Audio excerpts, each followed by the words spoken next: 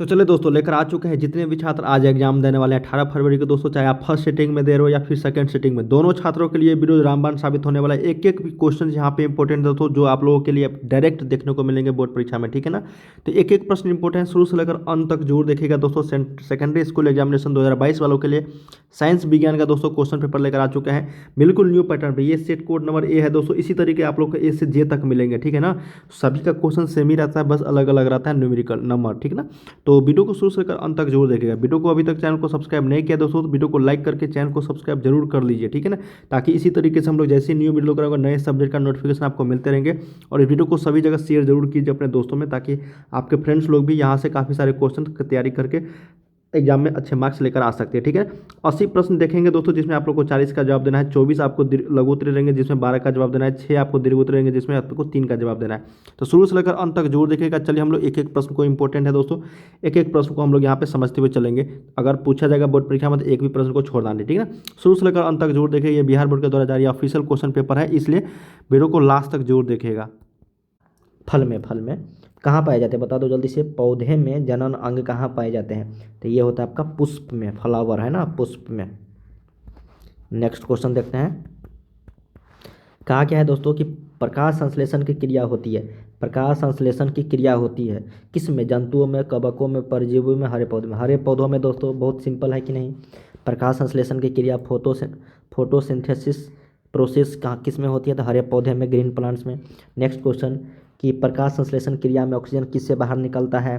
प्रकाश संश्लेषण क्रिया में ऑक्सीजन जो बाहर निकलता है दोस्तों वो आपको किससे निकलता है, जल्दी से बता दो। गलत, CO2 नहीं, जल से, H2O से निकलता है दोस्तों। H2O से क्या निकलता है ना, H2O से यहाँ पे ये ऑक्सीजन निकल जाता है, ठीक है, जो हम लोग सांस ग्रहण करते हैं प्रकाश संश्लेषण क्रिया में, जो पेड़ पौधों के द्वारा छोड़ा जाता है ऑक्सीजन, ठीक है। इसलिए बोला जाता है दोस्तों कि पेड़ पौधे लगाया जाना चाहिए, ठीक है। जठर ग्रंथियाँ कहाँ पाई जाती है, जठर ग्रंथियाँ जो पाई जाती है ये आपका आमाशय में हो जाएगा, राइट आंसर 4 का बी हो जाएगा, आमाशय में। 5 नंबर क्वेश्चन है कि ग्लाइकोसिस क्या है, ग्लाइकोलिसिस की प्रक्रिया संपन्न होती है। ग्लाइकोलिसिस की प्रक्रिया संपन्न होती है कहाँ पे, तो ऑप्शन नंबर डी कोशिका द्रव्य में। क्या हो जाएगा दोस्तों, कोशिका द्रव्य में, 5 का डी। 6 नंबर है कि इथाइल एल्कोहल किस प्रकार के शोषण से बनता है। इथाइल एल्कोहल किस प्रकार के शोषण से बनता है, तो इथाइल एल्कोहल जो होता है दोस्तों ये आपका अवायवीय शोषण है। क्या है, अवायवीय शोषण। एनोरोबिक शोषण है ना, एरोबिक होता है एक एनोरोबिक होता है, तो ये एनोरोबिक शोषण है दोस्तों, अवायवीय एथाइल एल्कोहल। नेक्स्ट क्वेश्चन, सबसे छोटी अंतःस्रावी ग्रंथि कौन सा है। सबसे छोटी अंतःस्रावी ग्रंथि option number B pituitary. Option A है एड्रिनल, बी है पिट्यूटरी, सी है मेडुला, डी है thyroid. Option number B pituitary. Next question कि पौधों के वायवीय है ना, एरोबिक पौधे के वायवीय भागों से जल के ह्रास की क्रिया क्या कहलाती है ना। Aerial parts of the plant is process of loss of water from the aerial parts of the plant is called. उसको हम लोग विसरण, वाष्पोत्सर्जन या फिर परागण या फिर निषेचन, उसको हम लोग बोलते हैं दोस्तों वाष्प उत्सर्जन। क्या बोलते हैं, वाष्प उत्सर्जन। ऑप्शन नंबर बी हो जाएगा ट्रांसपायरेशन। नेक्स्ट क्वेश्चन कि घेंघा रोग पनपता है, तो घेंघा रोग जो होता है दोस्तों ग्वाइटर डिजीज, ये होता है आपको आयोडीन की कमी से, है ना, जो गर्दन में यहाँ पे ढेक्की हो जाता है दोस्तों घेंघा, उसी को बोलते हैं आयोडीन की कमी से, ठीक है। 9 का ऑप्शन नंबर सी। रक्त में हल्के पीले रंग के चिपचिपे द्रव को कहते हैं। रक्त में हल्के पीले रंग के चिपचिपे द्रव्य को हम लोग क्या बोलते हैं, प्लाज्मा, लिम्फ, सीरम, सफ़ेद रक्त कणिकाएं, इसको बोलते हैं हम लोग प्लाज्मा। ऑप्शन नंबर ए हो जाएगा दोस्तों। देखिए ये सारे क्वेश्चन प्रीवियस ईयर्स का मॉडल सेट है, 2022 का ऑफिशियली बिहार बोर्ड के द्वारा जारी, यहाँ से काफ़ी सारे क्वेश्चन पूछे जाते हैं, ठीक है। चलिए नेक्स्ट क्वेश्चन देखते हैं। 11 नंबर कहा गया है कि रक्तचाप मापने के उपकरण को हम लोग क्या बोलते हैं, ब्लड प्रेशर को। तो ब्लड प्रेशर को नापने का जो यंत्र होता है दोस्तों ये स्फिग्मोमैनोमीटर होते हैं। 11 का ऑप्शन नंबर डी होगा स्फिग्मोमैनोमीटर, ठीक है। वाष्प उत्सर्जन क्रिया पाई जाती है, वाष्प उत्सर्जन क्रिया किस में, तो पौधों में। किस में, तो पौधों में। तो ऑप्शन नंबर 12 का ऑप्शन नंबर बी पौधों में पाया जाता है, अभी जस्ट हम लोगों ने पढ़ा है। निम्नलिखित में से किस में खुला परिसंचरण तंत्र पाया जाता है। निम्नलिखित में से किस में खुला परिसंचरण तंत्र, ऊँट में, घोड़ा में, तिलचट्टा या फिर मानव में, तो ये होता है दोस्तों तिलचट्टा। ऑप्शन नंबर सी तिलचट्टा में जो है खुला परिसंचरण तंत्र पाया जाता है। नेक्स्ट क्वेश्चन, रक्त क्या है, व्हाट इज ब्लड, पदार्थ है, उत्तक है, कोशिका या फिर इनमें से कोई नहीं। रक्त जो है दोस्तों ये एक प्रकार का उत्तक है, टिश्यू है दोस्तों, ठीक है, टिश्यू, ऑप्शन नंबर बी हो जाएगा टिश्यू। नेक्स्ट क्वेश्चन कि मूत्र का पीला रंग किस वर्ण के कारण होता है? तो मूत्र का जो पीला रंग होता है दोस्तों वो आपका होता है यहाँ पे यूरोक्रोम के कारण, किसके? यूरोक्रोम के कारण।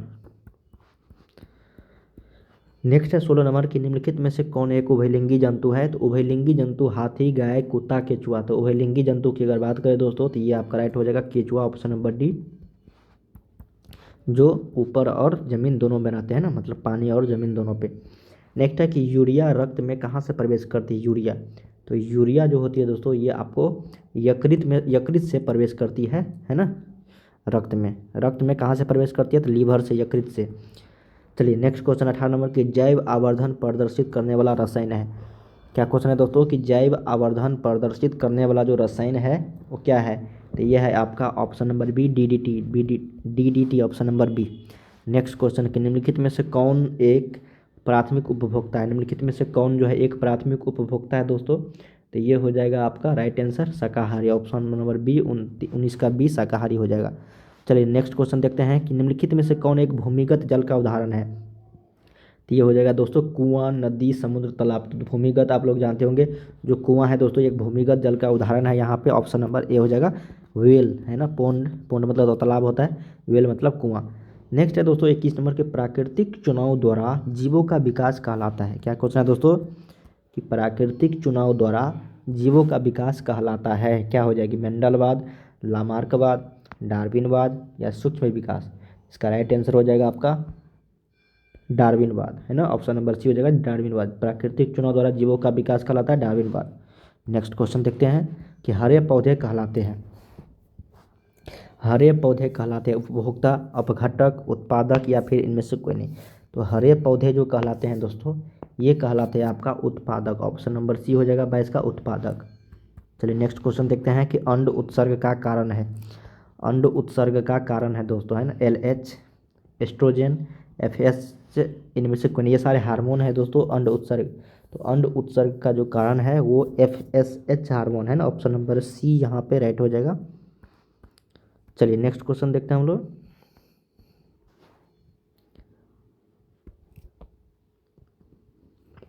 कहा गया है 24 में कि लैंगरहैंस की द्वीपिकाएँ कहाँ पाई जाती है? तो लैंगरहैंस की जो द्वीपिकाएँ होती है दोस्तों अंडाशय में, आमाशय में, अग्नाशय में या फिर वृक्क में। तो लैंगरहैंस की जो द्वीपिकाएँ होती है दोस्तों ये पाया जाता है आपका अग्नाशय में, ऑप्शन नंबर सी हो जाएगा अग्नाशय में, ठीक है। चलिए नेक्स्ट क्वेश्चन देखते हैं कि थायरॉक्सिन हार्मोन के संश्लेषण में निम्नलिखित में किसका होना आवश्यक है? थायरोक्सिन हार्मोन के संश्लेषण में क्या क्वेश्चन है कि थायरोक्सिन हार्मोन के संश्लेषण में निम्नलिखित में किसका होना आवश्यक है? आयरन, मैग्नीज, क्लोरीन या फिर आयोडीन? इसका राइट आंसर हो जाएगा आपका आयोडीन, ऑप्शन नंबर डी हो जाएगा, ठीक है। चलिए नेक्स्ट क्वेश्चन देखते हैं कि निश्चल कणिकाएँ पाई जाती है, निश्चल कणिकाएँ। तो निश्चल कणिकाएँ जो होती है दोस्तों ये आपका नेफ्रॉन में, न्यूक्लियस में, न्यूरॉन में या फिर इनमें से कोई नहीं? तो निश्चल कणिकाएँ जो पाई जाती है ये पाया जाता है आपका न्यूरॉन में, तो ऑप्शन नंबर यहाँ पे सी करेक्ट हो जाएगी। चलिए नेक्स्ट क्वेश्चन देखते हैं कि मानव मस्तिष्क का वजन कितना होता है? तो मानव मस्तिष्क का जो वजन होता है दोस्तों 1.5 से 2 kg, आधा kg से 1.5 kg या फिर 1.2 से 1.4 kg या फिर इनमें से कोई नहीं? तो मानव मस्तिष्क जो होता है दोस्तों ह्यूमन ब्रेन, तो ह्यूमन ब्रेन का जो वजन होता है वो होता है आपका 1.25 kg से 1.5 kg के बीच में, है ना, 1.2 से आपका 1.4 kg के बीच में। तो ऑप्शन नंबर यहाँ पे सी हो जाएगा। नेक्स्ट क्वेश्चन देखते हैं कि निकट दृष्टि दोष, ठीक है, तथा दूर दृष्टि दोष के निवारण हेतु प्रयुक्त लेंस द्वारा बना प्रतिबिंब जो होता है वो क्या होता है? देखो यहाँ पे तो लेंस नहीं पूछा गया है दोस्तों, लेकिन लेंस जो प्रयोग किया जाता है उसके द्वारा कौन कौन सा यहाँ पे प्रतिबिंब बनता है? निकट के लिए हम लोग प्रयुक्त करते हैं दोस्तों अवतल, दूर के लिए हम लोग करते हैं उत्तल। उत्तल में तो चलिए दोस्तों सीधा काल्पनिक बनता, यहाँ पे क्या बनता है दोस्तों बताओ? उल्टा बनता है। और इसमें क्या बनता है बताओ? तो यहाँ पे क्या हो जाएगा बताओ? वास्तविक और उल्टा। क्या हो जाएगा दोस्तों? वास्तविक और उल्टा, मतलब अवतल में वास्तविक और उल्टा, ये आपका दूरदृष्टि दोष के लिए। तो ऑप्शन नंबर यहाँ पे डी जो है करेक्ट हो जाएगी। ठीक है दोस्तों। उल्टा जो होता है दोस्तों, ये उल्टा ये उत्तल लेंस में बनता है और अवतल लेंस में वास्तविक बनता है। ठीक है, तो ऑप्शन नंबर यहाँ पे 28 का क्या हो जाएगा आपका, डी हो जाएगा। ठीक है, चलिए नेक्स्ट क्वेश्चन देखते हैं कि साइड मिरर के रूप में निम्नलिखित में से कौन प्रयुक्त होता है। तो साइड मिरर के रूप में निम्नलिखित में से जो प्रयुक्त होता है दोस्तों, उत्तल दर्पण होता है। ऑप्शन नंबर ए हो जाएगा यहाँ पे उत्तल दर्पण। ठीक है, क्योंकि इसमें बड़ा छोटा प्रतिबिंब बनता है दोस्तों बहुत दूर दूर तक के। अवतल लेंस द्वारा प्राप्त प्रतिबिंब होता है, अवतल लेंस द्वारा प्राप्त प्रतिबिंब होता है आभासी, सीधा, छोटा या फिर इनमें से सभी। तो अवतल लेंस द्वारा जो प्राप्त प्रतिबिंब होता है दोस्तों, वो आपका होता है यहाँ पे इनमें से सभी। ठीक है, आभासी भी होता है दोस्तों, सीधा भी होता है और छोटा भी होता है। दोस्तों यहाँ पे राइट आंसर कर लेना है ना, यहाँ पे हो जाएगा आपका काल्पनिक और उल्टा। क्या हो जाएगा दोस्तों, काल्पनिक और उल्टा। ठीक है, ऑप्शन नंबर सी हो जाएगा काल्पनिक और उल्टा। ठीक है, काल्पनिक प्रतिबिंब बनता है दोस्तों अवतल लेंस में। चलिए नेक्स्ट क्वेश्चन कि अवतल लेंस द्वारा प्राप्त प्रतिबिंब, यहाँ पे इनमें से सभी हो जाएंगे। नेक्स्ट क्वेश्चन कि ऊर्जा का ऐसा मात्रक होता है, ऊर्जा का ऐसा मात्रक। तो 31 का क्या हो जाएगा, ऊर्जा का ऐसा मात्रक जूल। ऑप्शन नंबर ए हो जाएगा जूल। ठीक है, 31 का क्या हो जाएगा, जूल। नेक्स्ट क्वेश्चन 32 कि आकाश का नीला रंग होना किस परिघटना का परिणाम है। क्या क्वेश्चन है दोस्तों कि आकाश का नीला रंग होना किस परिघटना का परिणाम है, अपवर्तन, परिकिरणन, परावर्तन या फिर इनमें से कोई नहीं। तो आकाश का नीला रंग होना जो है दोस्तों, ये आपका परिकिरणन का परिणाम है, परिकिरणन की घटना से होती है। Option number B. नेक्स्ट है आपका कि समान नेत्र के लिए सुस्पष्ट दृष्टि का न्यूनतम दूरी होता है। समान नेत्र के लिए स्पष्ट दृष्टि का न्यूनतम दूरी जो होता है दोस्तों, ये होता है आपका 25 सेंटीमीटर। कितना, 25 सेंटीमीटर, है ना, जो ऑप्शन नंबर आपका सी में है। नेक्स्ट क्वेश्चन देखते हैं कि किसी उत्तल लेंस का फोकस जो है ये आपका 50 सेंटीमीटर है दोस्तों, तो उसकी क्षमता कितनी होगी। देखिए दोस्तों, सबसे पहले तो हम लोग ये जानते हैं इसका फोकस दूरी जो होती है वो पॉजिटिव होती है या फिर नेगेटिव। तो उत्तल लेंस की जो होती है दोस्तों फोकस दूरी, वो आपका पॉजिटिव में होता है, इसलिए जितने भी होंगे यहाँ पे पॉजिटिव में होंगे। तो 50 सेंटीमीटर है ना। तो हम लोग जानते हैं एफ बराबर होता है 1/, क्या होता है बताओ, डी होता है ना। तो यहाँ पे क्या हो जाएगा बताओ, 100 बटा यहाँ पे पी बराबर क्या होता है 1/f। तो यहाँ पे 100 बटा एफ का मान 50, तो ये हो जाएगा 2 और ये प्लस, तो +2 डायोप्टर। ऑप्शन नंबर यहाँ पे डी करेक्ट हो जाएगी। नेक्स्ट क्वेश्चन है कि एक प्रिज्म कितने सतहों से घिरा होता है। तो एक प्रिज्म जो होते हैं दोस्तों 2, 3, 4, 5, तो कितने सतहों से घिरा होता है ये, 5 सतहों से। ऑप्शन नंबर डी हो जाएगा 5 सतहों। चलिए नेक्स्ट क्वेश्चन देखते हैं कि अभिनेत्र लेंस की फोकस दूरी में परिवर्तन किया जाता है। अभिनेत्र लेंस की फोकस दूरी में परिवर्तन किया जाता है पुतली द्वारा, परितारिका द्वारा, दृष्टिपतल द्वारा या फिर पक्षमाभि पेशियों द्वारा। तो अभिनेत्र लेंस की जो फोकस दूरी होती है दोस्तों, उसमें अगर परिवर्तन हम लोग करते हैं तो वो पक्षमाभि पेशियों द्वारा होता है ना, सिलेरी मसल्स के द्वारा। नेक्स्ट क्वेश्चन 37 की प्रकाश के परावर्तन के कितने नियम होते हैं। तो 2 नियम होते हैं प्रकाश के परावर्तन और अपवर्तन के, दोनों के 2 नियम है। फोटोग्राफी कैमरा का अभिदर्शक होता है। क्या क्वेश्चन है दोस्तों कि फोटोग्राफी कैमरा का अभिदृश्यक, the objective of a photography camera is a उत्तल लेंस, उत्तल दर्पण या फिर अवतल दर्पण। लेंस दर्पण तो लगा नहीं होता है दोस्तों, लेंस की बात ए और बी में से दोनों में से कोई होगा। तो फोटोग्राफी कैमरा में जो होता है दोस्तों, वो आपका प्रयुक्त होता है यहाँ पे उत्तल लेंस। ऑप्शन नंबर ए हो जाएगा 38 का। नेक्स्ट क्वेश्चन 39 क्या कहा गया है, यदि एक किरण अवतल दर्पण पर लंबवत आपतित हो तो परावर्तन के बाद किरण किस बिंदु से गुजरेगी। अवतल दर्पण पर लंबवत आपतित हो, ठीक है दोस्तों, तो फोकस से गुजरेगी या फिर वक्रता केंद्र से या फिर ध्रुव से या फिर इनमें से किसी से नहीं। क्या कहा गया कि अवतल दर्पण की बात कर रहा है दोस्तों, और वो लंबवत आपतित होती है उस पर, ठीक है। तो परावर्तन के बाद जो है दोस्तों वो किस और मतलब किस बिंदु से होकर वो गुजर जाएगी, तो वो फोकस से होकर गुजर जाएगी। किससे, तो फोकस से, ठीक है, याद रखिएगा। ऐसे जा रहा है दोस्तों ये, है ना, ऐसे लंबवत ये कितने फोकस से होकर गुजर जाती है। ऑप्शन नंबर यहाँ पे ए हो जाएगा। नेक्स्ट क्वेश्चन 40 है दोस्तों कि यदि एक प्रिज्म से एक वर्णिक किरण गुजरे तो इसका नहीं होगा, तो इसका नहीं होगा मतलब अपवर्तन, वर्ण विक्षेपण, विचलन या फिर इनमें से कोई नहीं। तो यदि एक प्रिज्म से एक कलर का दोस्तों मोनोक्रोमेटिक रे अगर पास होती है एक वर्णिक किरण, तो इसमें से कौन सा नहीं होगा, है ना। तो उसमें से दोस्तों ये जो राइट आंसर हो जाएगा 40 का, वो आपका वर्ण विक्षेपण इसमें नहीं होगा। तो ऑप्शन नंबर बी हो जाएगा, बी।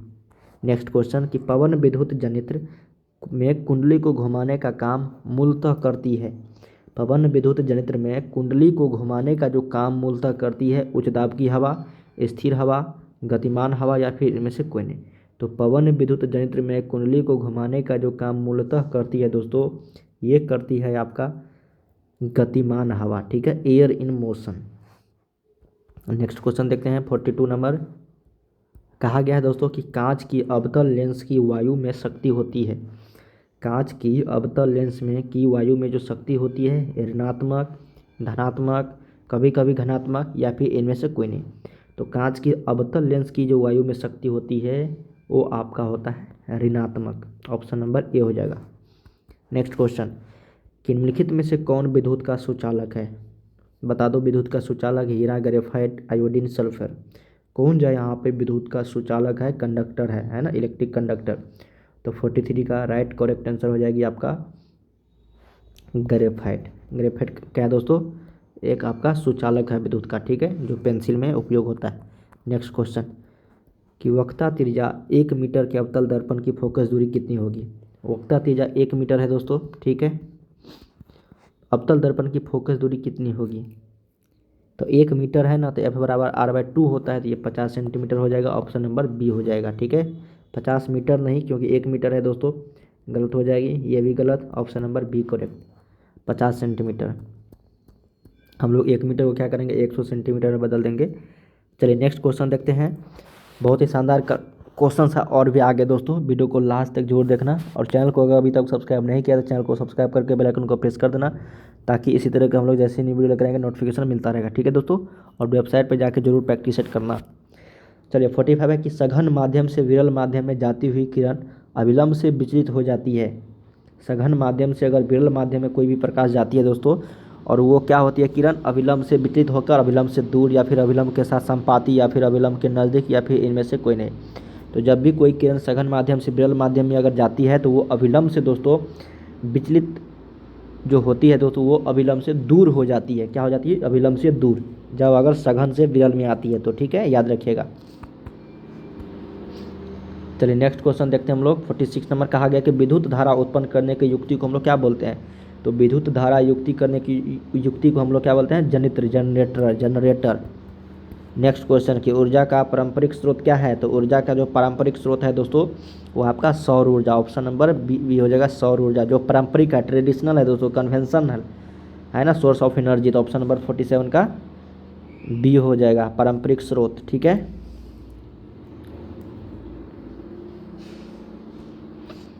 नेक्स्ट क्वेश्चन है दोस्तों यहाँ पे कि कांच की एक समांतर पट्टिका पर, इसका क्या आंसर होगा दोस्तों, ऊर्जा का पारंपरिक स्रोत सौर ऊर्जा या फिर कोयला, इस दोनों में से आंसर करना, कोयला या फिर सौर ऊर्जा। पारंपरिक स्रोत के बारे में पूछा गया है दोस्तों, कन्वेंशनल सोर्स ऑफ एनर्जी, बताना कमेंट में। नेक्स्ट क्वेश्चन है, मैंने तो यहाँ पे सौर ऊर्जा बताया आप लोगों को, ठीक है। 48 नंबर है कि कांच की एक समांतर पट्टिका पर श्वेत किरण तिरछी अगर आपतित होती है तो निम्नलिखित में से कौन प्रथम अपवर्तन के साथ घटित होगा, विचलन, विक्षेपण या फिर परावर्तन या फिर इनमें से सभी। तो ये होगा विक्षेपण, है ना, विक्षेपण। ऑप्शन नंबर बी हो जाएगा, विक्षेपण। नेक्स्ट क्वेश्चन कि हमारे घरों में जो विद्युत आपूर्ति की जाती है वह होता है 240 वोल्ट, है ना, और वो भी अल्टरनेटिंग करंट। क्या होता है, अल्टरनेटिंग करंट, प्रत्यावर्ती धारा। ऑप्शन नंबर यहाँ पे सी हो जाएगा, 220 वोल्ट और प्रत्यावर्ती धारा। नेक्स्ट क्वेश्चन देखते हैं कि जस्ता की परमाणु संख्या जिंक का, है ना, जिंक का परमाणु संख्या कितनी होती है। तो जिंक का जो फेकोनिकोजन है ना 30 होता है दोस्तों, क्या होता है, 30 होता है। तो 50 का ऑप्शन नंबर क्या हो जाएगा यहाँ पे, डी। नेक्स्ट क्वेश्चन कि धोबिया सोडा का रासायनिक सूत्र, है ना, धोबिया सोडा मतलब केमिकल फॉर वॉशिंग सोडा, जिसको हम लोग धोबन सोडा के नाम से भी जानते हैं, तो वो होता है Na2CO3 इंटू 10H2O। क्या होती है दोस्तों, Na2CO3 इंटू 10H2O। तो 51 का ऑप्शन नंबर ए हो जाएगा, इंटू 10H2O। नेक्स्ट क्वेश्चन कि निम्नलिखित में से कौन प्रबल क्षारक है, स्ट्रॉन्गेस्ट बेस। स्ट्रॉन्गेस्ट बेस की अगर बात करें दोस्तों, MgOH का होल 2, NH4OH, NaOH या फिर CuOH का होल 2। तो 52 का राइट करेक्ट आंसर हो जाएगी NaOH, ऑप्शन नंबर यहाँ पे सी। नेक्स्ट क्वेश्चन है दोस्तों 53 नंबर, कहा गया है कि हेमाटाइट निम्नलिखित में से किस धातु का अयस्क है। Ores of the haematite is the following, है ना, जिंक, यहाँ पे Fe या फिर आपका Cu और Au। तो राइट आंसर इसका हो जाएगा दोस्तों Fe, मतलब आयरन का अयस्क है hematite, option number B. Next question देखते हैं 54 नंबर, कहा गया है दोस्तों कि सल्फाइड अयस्क का सांद्रण निम्नांकित में से किस विधि द्वारा होता है। क्या क्वेश्चन है कि सल्फाइड अयस्क का सांद्रण निम्नलिखित में से किस विधि द्वारा होता है। दर्पण विधि, हाथ से चुनकर, निस्तापन या फिर फेन उत्प्लावन विधि। तो सल्फाइड अयस्क का जो सांद्रण होता है वो राइट आंसर हो जाएगा दोस्तों यहाँ पे फेन उत्प्लावन विधि के द्वारा, है ना, froth flotation process. Next question है कि अभिक्रिया 2Zn+O2 जो बनता है 2ZnO बैलेंस है, किस प्रकार की अभिक्रिया है। दोनों मिक्स हैं दोस्तों, दोनों मिक्स हो गया है ना, ZnO2 और यहाँ पे आके मिक्स हो गया उपचयन, विस्थापन, उदासीकरण या फिर अपघटन। तो ये जो हो गया दोस्तों इसका ये उपचयन, ऑक्सीडेशन हो गया। क्या हो गया, ऑक्सीडेशन रिएक्शन, है ना, उसको बोलेंगे oxidation reaction, option number B, sorry A. चलिए नेक्स्ट क्वेश्चन देखते हैं हम लोग कि ग्लूकोज का आणविक सूत्र क्या होता है। ग्लूकोज का, तो ग्लूकोज का जो आणविक सूत्र है दोस्तों वो C6H12O6 है, 56 का B right correct. Next question कि अम्ल का जलीय विलयन विद्युत का संचालन करता है, क्योंकि अम्ल जो है वो जल में क्या होता है। अम्ल जो होता है दोस्तों वो अम्ल का जलीय विलयन विद्युत का संचालन करता है, क्योंकि अम्ल जो है वो जल में विलय या फिर अविलय या फिर आयनित होता है या फिर इनमें से कोई नहीं। क्योंकि अम्ल जो है दोस्तों वो जल में आयनित होता है, आयन बनाता है दोस्तों जल में मिश्र मिलकर अम्ल, ठीक है। तो ऑप्शन नंबर यहाँ पे सी हो जाएगा, इसलिए उसमें विद्युत का संचालन वो कर पाता है। 58 है कि लिथियम के बाह्यतम सेल में कितने इलेक्ट्रॉन विद्यमान है। तो लिथियम के बाह्यतम सेल में जो इलेक्ट्रॉन विद्यमान है दोस्तों वो है आपका 1 2 3 4, इनमें से क्या हो जाएगा बताओ। लिथियम के बाह्यतम सेल में कितने इलेक्ट्रॉन विद्यमान है, तो यह है दोस्तों 1, ऑप्शन नंबर ए राइट। नेक्स्ट क्वेश्चन कि आवर्त सारणी के शून्य समूह का तत्व जीरो ग्रुप है ना, the element of zero group of the periodic table is. Zero group में इनमें से कौन सा तत्व है, क्लोरीन, हाइड्रोजन, हीलियम, सोडियम। क्या होगा बताओ, क्लोरीन, हाइड्रोजन, हीलियम या फिर नाइट्रोजन। तो 59 का ऑप्शन नंबर सी हो जाएगा, जीरो ग्रुप में हीलियम। इसको हम लोग इनर्ट गैस भी बोलते हैं दोस्तों, या फिर हम लोग क्या बोलते हैं, अक्रिय गैस, है ना, अक्रिय गैस भी बोलते हैं। ये हीलियम हो गया, ऑप्शन नंबर सी।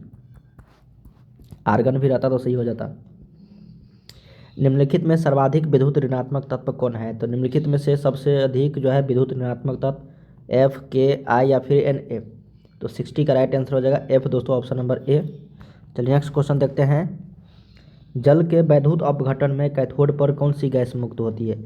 जल के वैद्युत अपघटन में कैथोड पर जो गैस मुक्त होती है दोस्तों वो आपका हो जाएगा यहाँ पे हाइड्रोजन, ऑप्शन नंबर सी हो जाएगा हाइड्रोजन। चलिए नेक्स्ट क्वेश्चन देखते हैं, कहा गया कि हमारा शरीर का पीएच मान क्या है। तो हमारा शरीर का जो पीएच मान है दोस्तों वो आपका कितना से कितना के बीच होता है बताओ। 62 का राइट आंसर 7 से लेकर 7.8 के बीच में है। अम्लीय होता है दोस्तों, ठीक है, अम्लीय और क्षारीय दोनों होते हैं। निम्नलिखित यौगिकों में कौन अम्ल है। तो निम्नलिखित यौगिकों में जो अम्ल है दोस्तों वो आपका H2SO4 जो सल्फ्यूरिक अम्ल है ये आपका एसिड है ना, ये क्या है, एसिड। नेक्स्ट क्वेश्चन कि निम्नलिखित में से कौन संश्लेषित सूचक है। निम्नलिखित में से कौन जो है संश्लेषित सूचक है दोस्तों। तो 64 का राइट आंसर सी हो जाएगा मेथिल ऑरेंज।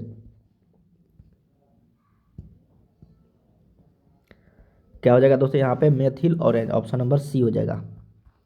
नेक्स्ट क्वेश्चन देखते हैं कि कार्बन डाइऑक्साइड जल से अभिक्रिया करके बनाता है। कार्बन डाइऑक्साइड जो है जल से अभिक्रिया करके जो बनाता है दोस्तों वो आपका राइट आंसर हो जाएगा यहाँ पे कार्बोनिक एसिड। क्या हो जाएगा, कार्बोनिक एसिड, सल्फ्यूरिक अम्ल, कार्बोनिक अम्ल या फिर कार्बोनिक अम्ल या फिर हाइड्रोक्लोरिक। कार्बन डाइऑक्साइड जो CO2 और H2 अगर बनता है दोस्त मिलता है तो ये बनता है आपका कार्बोनिक अम्ल, ठीक है, carbonic acid, option number C हो जाएगा।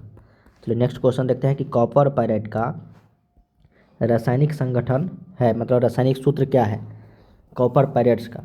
तो कॉपर पायरेट्स का जो रासायनिक सूत्र हो जाएगा दोस्तों, ये आपका हो जाएगा CuFeS2। क्या हो जाएगा? CuFeS2। ऑप्शन नंबर बी हो जाएगा। चलिए 67 देखते हैं। कहा गया कि प्रकृति में मुक्त अवस्था में पाई जाने वाली धातु है। प्रकृति में मुक्त अवस्था में पाई जाने वाली धातु है जिंक, सोना, लोहा, तांबा। तो प्रकृति में जो मुक्त अवस्था में पाई जाने वाली धातु है दोस्तों, ये आपका हो जाएगा यहाँ पे right correct answer option number B, सोना, है ना। नेक्स्ट क्वेश्चन है कि निम्नलिखित में से कौन सी धातु सबसे अधिक अभिक्रियाशील है। क्या क्वेश्चन है दोस्तों कि निम्नलिखित में से कौन सी धातु सबसे अधिक अभिक्रियाशील है? जिंक, Ag, Au या फिर Cu, है ना। तो अभिक्रियाशील की अगर बात करें दोस्तों तो सबसे ज़्यादा है आपका, है ना, यहाँ पे जिंक, है ना। ऑप्शन नंबर यहाँ पे जिंक हो जाएगा। नेक्स्ट क्वेश्चन देखते हैं हम लोग।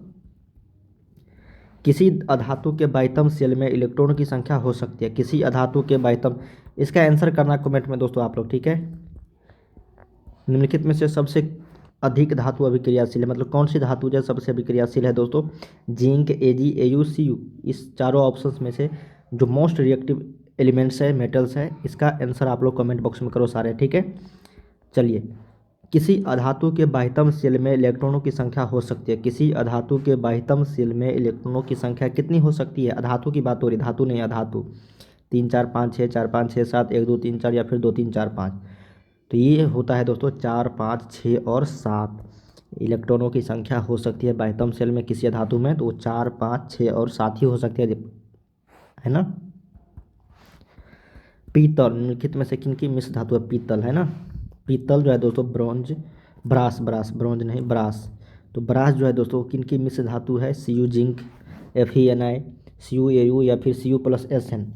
तो पीतल जो है दोस्तों ये आपका Cu+Z है, मतलब कॉपर प्लस जिंक का जो है दोस्तों ये मिश्रण है ना। मिश्रण मतलब मिश्र धातु है, मेटलॉइड है।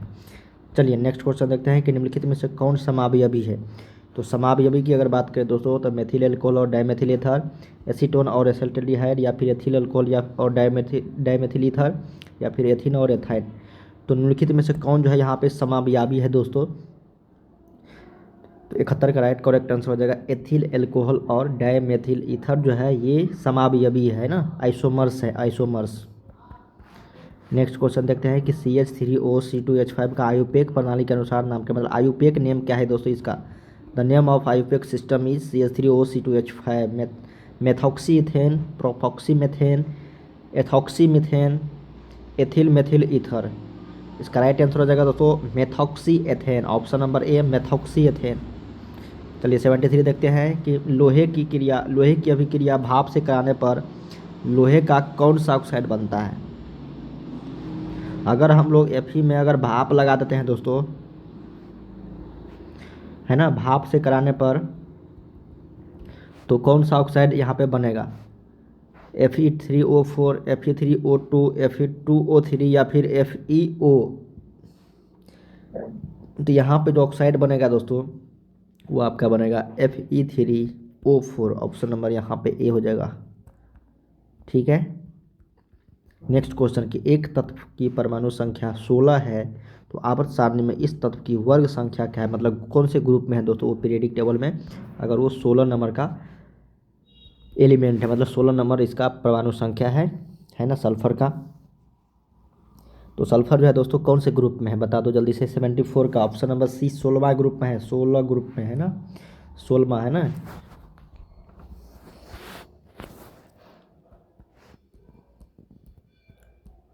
तो 74 का राइट आंसर हो जाएगा आपका दोस्तों 16, ठीक है, 16वां ग्रुप में है। चलिए नेक्स्ट क्वेश्चन देखते हैं हम लोग 75। कहा गया है कि निम्नलिखित में से कौन सी धातु तनु सल्फ्यूरिक अम्ल के साथ अभिक्रिया नहीं करती है ना। Which of the following metals does not react with dilute sulphuric acid? Zinc, ferrous, copper या फिर मैग्नीशियम। तो राइट आंसर 75 का हो जाएगा ऑप्शन नंबर सी, कॉपर। चलिए कुछ और क्वेश्चन रह गए हैं दोस्तों, काफ़ी शानदार यहाँ पे क्वेश्चन है ये, और पूछा हुआ प्रश्न है सारे कि एक मिश्र धातु में अगर 90% Cu है, ठीक है, और 10% ही टिन है दोस्तों, इसका मात्रांक 90% है और इसका 10% है, तो इस मिश्र धातु का नाम क्या है? मतलब अगर बनेगा दोस्तों Cu+Sn मिलके तो क्या कहलाएगा? सोल्डर या फिर ब्रोंज या फिर पीतल या फिर जर्मन सिल्वर। तो ये कहलाएगा दोस्तों आपका ब्रोंज। क्या कहलाएगा दोस्तों? ब्रोंज, है ना। नेक्स्ट क्वेश्चन कि जिंक सोडियम हाइड्रोक्साइड के साथ अभिक्रिया करके क्या बनाता है। जिंक जो है सोडियम हाइड्रोक्साइड के साथ मिलके क्या बनाता है अभिक्रिया करके, है ना, H2 गैस, O2 गैस, या फिर H2 और O2 दोनों, या फिर ZNO। ये बनाता है दोस्तों H2 गैस, क्या, H2 गैस। ठीक है, ऑप्शन नंबर ए राइट हो जाएगा। 78 देखते हैं, कहा गया है कि निम्नलिखित में से कौन सी धातु वायु में उच्च ताप पर गर्म किए जाने पर भी ऑक्सीजन के संयोग नहीं करती है। निम्नलिखित में से कौन सी धातु वायु में उच्च ताप पर गर्म किए जाने पर भी ऑक्सीजन से संयोग नहीं करती है। एल्यूमिनियम, Cu, Ag या फिर Hg। तो 78 का राइट करेक्ट आंसर हो जाएगा Ag, है ना, सिल्वर। नेक्स्ट क्वेश्चन देखते हैं कि अयस्क में उपस्थित अपद्रव्य कहलाते हैं। अयस्क में उपस्थित अपद्रव्य कहलाते हैं खनिज, धातु, मल, गैंग या फिर में से कोई नहीं। तो इसको हम लोग बोलते हैं गैंग। ऑप्शन नंबर सी हो जाएगा 79 का। लास्ट क्वेश्चन है दोस्तों इस वीडियोज का, इसके बाद हम लोग अगले मॉडल सेट को देखेंगे। निम्नलिखित में से किस गुण के कारण धातुओं के तार बनाए जाते हैं। तो वो होता है दोस्तों तन्यता के कारण। तन्यता गुण जो होते हैं, डक्टिलिटी, इसके कारण ही ये तार बनाए जाते हैं ना। तो दोस्तों यहाँ पे हम लोगों ने टोटल 80 क्वेश्चंस किए हैं जो बिहार बोर्ड के द्वारा जारी official model set model paper, जिसमें आपको 4 का ही जवाब देना है ना। चलिए हम लोग 8 क्वेश्चन को देखते हैं दोस्तों। बहुत देखो, मैंने आप लोगों को बताया था पहले वीडियो में प्रकाश के परावर्तन और अपवर्तन, ये दोनों में से कोई एक पूछेगा दोस्तों। चाहे प्रकाश के परावर्तन पूछेगा या फिर अपवर्तन पूछेगा, दोनों में से एक जरूर पूछेगा, ठीक है ना, तो याद रखिएगा। चलिए अगला प्रश्न, जल और शीशा का अपवर्तनांक इतना है दोस्तों, तो उनमें से प्रत्येक में प्रकाश की गति ज्ञात कीजिए, है ना। तो जल और शीशा का अपवर्तनांक यहाँ पे दिया गया है, और निर्वात में अपवर्तनांक, इस दोनों का यहाँ पे प्रकाश की गति चाल निकालनी है दोस्तों, स्पीड ऑफ लाइट, ठीक है। चलिए अगला प्रश्न देखते हैं दोस्तों। कहा गया है कि प्रिज्म से होकर प्रकाश के अपवर्तन का किरण आरेख खींचिए। बहुत ही शानदार प्रश्न है दोस्तों। प्रिज्म से होकर अगर कोई जाता है तो खींच देना है बस आपको, है ना। तो काफ़ी सिंपल है, और नाम लिख देना है यहाँ पे बैगनी, ऊपर में लाल, इस तरह से। जीवाश्म ईंधन क्या है, बहुत ही शानदार प्रश्न है। जीवाश्म ईंधन क्या है, इसके 2 उदाहरण दे। विद्युत विभव से आप क्या समझते हैं, यह भी प्रश्न पूछा गया है दोस्तों, याद रखिएगा। फ्लेमिंग का बाम हस्त नियम लिखिए, या फिर आपको दाएं हाथ का नियम भी पूछा जाता है मैक्सवेल का। किसी चालक का प्रतिरोध किन कारकों पर निर्भर करता है। तीनों पे दोस्तों मैंने आप लोगों को प्रतिरोधकता वाला भी क्वेश्चन पूछा जाता है, प्रतिरोध भी और प्रतिरोधकता वाला। नाभिकीय विखंडन और नाभिकीय संलयन, दोनों में से कोई एक जरूर पूछेगा दोस्तों, याद रखिएगा। नाभिकीय संलयन और नाभिकीय विखंडन में से कोई एक जरूर पूछेगा, ठीक है ना। तो चलिए दोस्तों आज के लिए बस इतना ही, हम लोग मिलते हैं नेक्स्ट वीडियो में दोस्तों। और सारे प्रश्न इंपॉर्टेंट थे, एक एक प्रश्न इंपॉर्टेंट है दोस्तों, सारे याद रख लीजिएगा, ठीक है। और इसके आगे के प्रश्न हम लोग काफ़ी सारे इंपॉर्टेंट क्वेश्चन मैं लेकर आने वाला हूं दोस्तों, इसलिए वीडियो को लाइक करके चैनल को सब्सक्राइब जरूर कर लीजिए जितने भी छात्र देख रहे हैं। चलिए दोस्तों हम लोग मिलते हैं नेक्स्ट वीडियो में, तब तक के लिए जय हिंद, जय भारत।